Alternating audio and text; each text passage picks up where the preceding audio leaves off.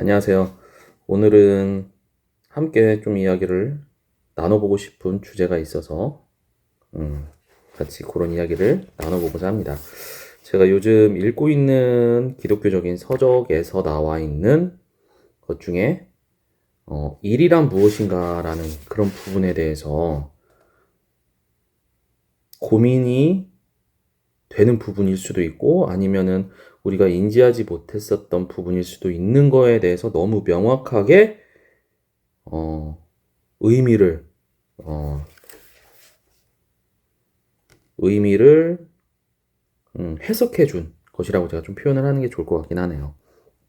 음, 우리가 이제 세상살이를 하면서 필요한 그리고 필수적으로 해야 되는 게 일일 텐데 이 기독교적인 관점에서 일이란 무엇인지 제가 책의 내용을 인용해서 한번 같이 나눠보도록 하겠습니다.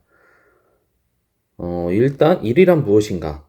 분명히 신앙인들도 일을 하고 있음에도 불구하고 현대의 세속적인 일과 영성이 아무런 관계가 없는 것처럼 여깁니다. 현대인에게 일은 우리가 주말에 휴식을 취하고 즐기기 위해 주중에 해야 하는 것으로 여기죠. 삶의 진정한 목표는 즐거움이고 일은 그것들을 성취하기 위해 필요한 것으로 여기는 경우가 많습니다. 소유물은 사람들에게 가장 중요한 것이고 일은 우리의 소유물을 늘릴 수 있는 방법이지요. 자연과 사람들을 통제할 수 있는 힘은 현대인에게 우선되는 또 다른 목표이고 일은 우리의 힘을 증가시킬 수 있는 방법이에요. 그러나 이 모든 것은 하나님을 찬양하는 것과 아무런 관계가 없습니다. 그래서 그리스도인들에게 시급한 일은 세상과 그들의 일을 지각하는 완전히 새로운 방식을 발달시키는 것이 중요합니다. 육신의 생각은 찬양을 무한한 가치로 끝없는 보상을 가진 일로 받아들이지 못합니다.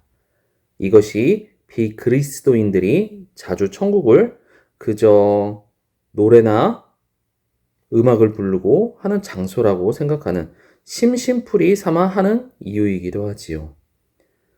이러한 생각은 이를 오직 창조 세계로부터 끌어낸 기쁨, 소유물, 힘을 갖는 열쇠라고 생각하는 마음에는 호소력이 없습니다. 하나님은 그러한 마음과 전혀 교류하지 않으십니다. 그리스도인들은 성령의 마음을 가지도록 부름받았습니다. 성령의 영향 아래에 있을 때 일과 찬양을 보는 관점은 매우 달라집니다. 일과 찬양을 동일시하는 데 있어서 우리의 문제는 일의 개념이 철저히 세속화되어 있어서 어떤 영적인 것도 일과 관련시킬 수 없다는 것입니다. 이것은 현대 그리스도인의 사고에 있어서 극단적인 이원론을 보여주는데 성경은 이러한 문제를 가지고 있지는 않습니다. 일은 에덴 동산에서의 타락 이전에 인간에게 부과된 것인데 비록 죄가 끝없이 저희를 복잡하게 했을지라도 죄의 결과가 일인 것은 아닙니다. 출산과 청지기직과 같은 인간의 일은 그 자체가 하나님께 드리는 경배와 봉사의 형태입니다.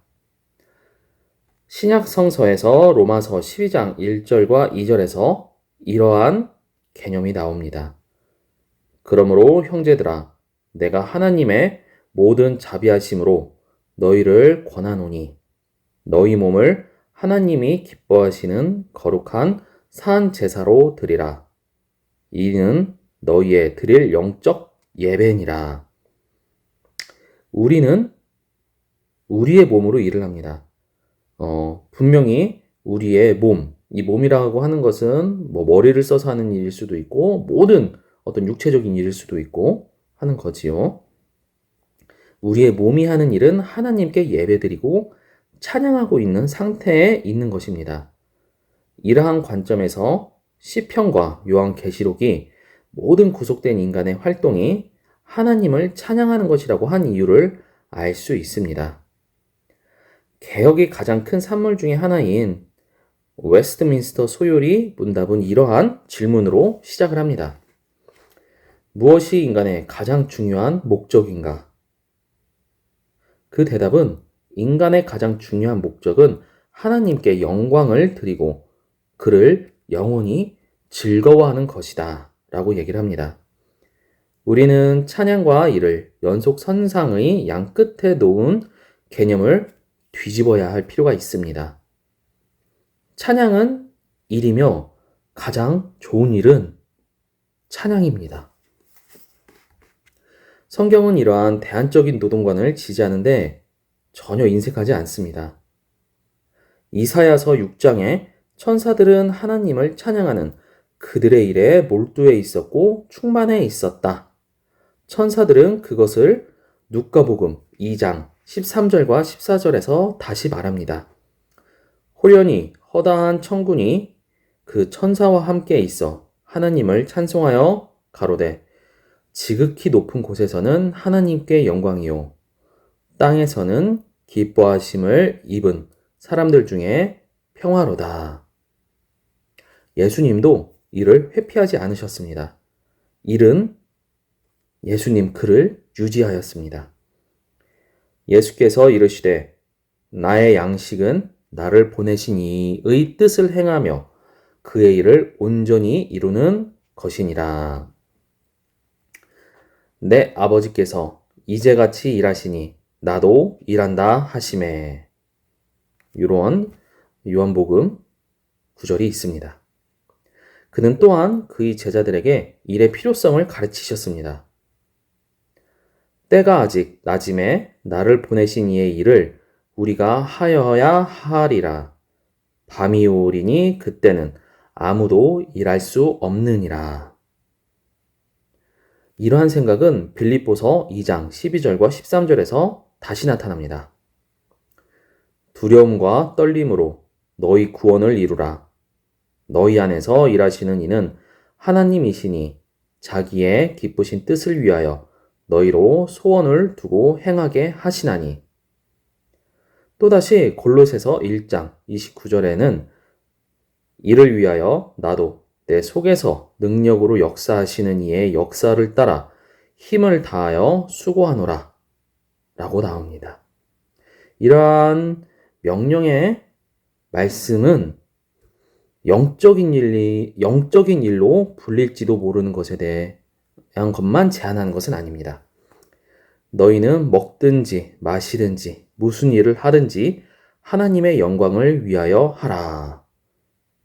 또 무엇을 하든지 말에나 일에나 다 주 예수의 이름으로 하고 그를 힘입어 하나님 아버지께 감사하라. 우리가 이를 세속적인 일과 성스러운 일로 나누는 것이 성경에 오히려 반대되는 것임을 깨닫게 됨에 따라 일에 대한 기독교적인 개념과 세속적인 개념이 반대되는 것이 분명해졌습니다. 저도 요 책을 읽으면서 세속적인 일을 하는 것과 내가 믿음을 갖는 것은 별개이고 같이 존재할 수 없는 거라는 생각이 강하였는데 이 말씀을 듣고 나서 주님께서 나에게 주신 것 자체가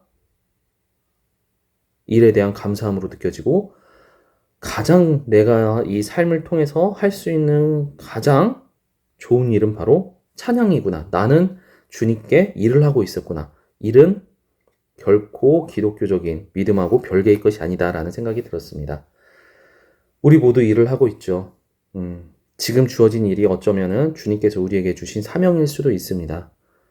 일 때문에 스트레스 받기도 하고 일 때문에 힘든 부분이 있고 시련도 있고 고통도 있을지라도 주님께 드리는 찬양으로 생각하고 감사한 마음을 더 갖는다면은 우리가 지금 하는 일을 바라보는 마음과 관점이 달라질 것 같습니다. 네, 다음에도 제가 또 공감 가는 구절들이 있으면 함께 나누기로 할게요. 감사합니다.